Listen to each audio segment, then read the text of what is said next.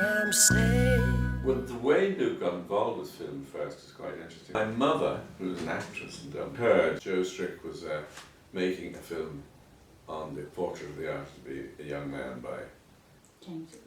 By who was James Joyce. it? James Joyce. But, okay, and that they were looking round for people to play the sort of key figure in it, for Stephen Dedalus picture, and in fact they had to have a young one and then a grown-up one. Oscar Hogan was going to be the grown-up one.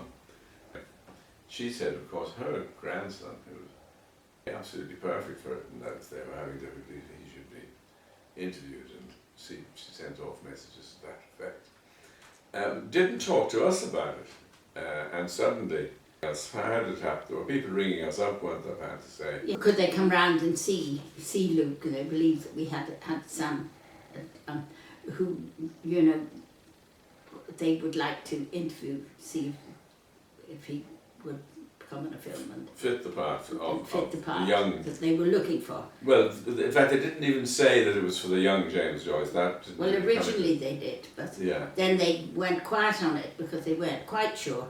They hadn't seen Luke.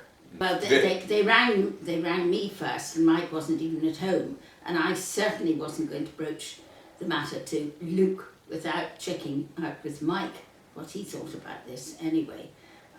So I prevaricated and said, well, you know, I'd have to wait till Mike came home, and then we would obviously have to check with Luke whether he would be remotely interested. They came out then and they saw Luke and asked him to see what he was like. They got him to read a passage. And they then went off and said, well, we have to take that all away and we'll come back to it. And they wanted him, they said quite quickly, before anything else, they would need anyone to see him. On screen. At this stage, Luke had definitely decided that He wanted to do this. because he knew he got 6.5 weeks or 7 weeks off school, and he thought this was something that really appealed to him. They came back and said, yes, he was the match they were looking for. So we had to talk to his school and see would he be okay. On the school.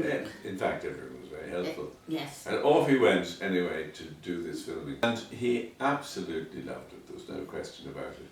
And of course he was a young guy, he was in quite a lot of the early scenes in the film. He made great pals with all the crew, who were very good to him and very nice to him. So they taught him how to play poker, amongst other things. And he obviously just soaked up what everybody was doing. Film location, really loved the atmosphere of it. He loved it, and the cameramen and all the other members of the crew showed them their cameras, and just in general, he thought it was the best time he'd ever spent. And there were only a couple of problems he had. One was he had to. He was left-handed. Yeah, and he had to cross himself. And some before he give it the grace before the meal. Before the meal, Yeah. And that, of course, they had not quite realised that they had probably found the only 10.5-year-old in Dublin who A, was left-handed, and B, was Protestant and had never crossed himself. So that was probably the biggest learning curve of all. He soaked up the film atmosphere, and he, from then on, you really, I mean, he never said anything about it. He never showed he was trying too hard at anything. That's right. But he kind of, he got everywhere he needed to get, or he felt he needed to get. He went to Trinity then, and he studied engineering there, electronic engineering. He got his degree and then turned round to us and said, you know, of course, I've no intention of being an engineer. He said it was just a very useful degree to take. And he turned his head firmly towards filming.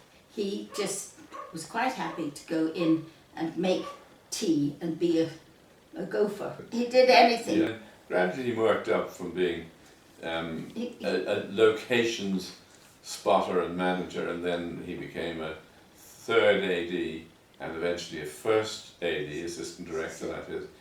So that it's a tough place to go into, and there were sort of periods, long periods of no work in the film business. He'd take other little part-time jobs to get him through.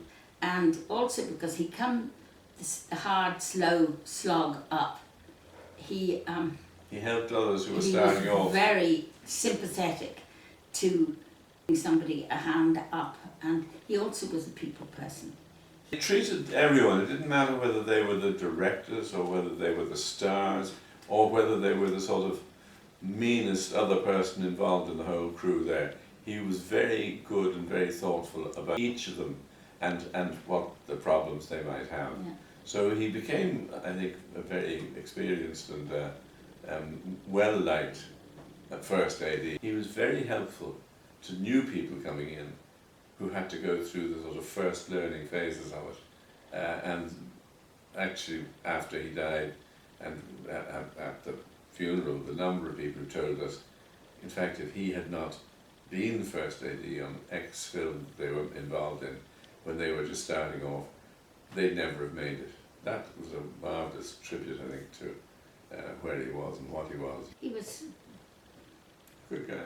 he was a nice guy. And very, very committed to that whole milieu, the whole film business, which is a, quite a growing little thing, but it was, as I say, always under threat, that each film might be your last. That not just for him, for everyone. I am sailing home again, across the sea.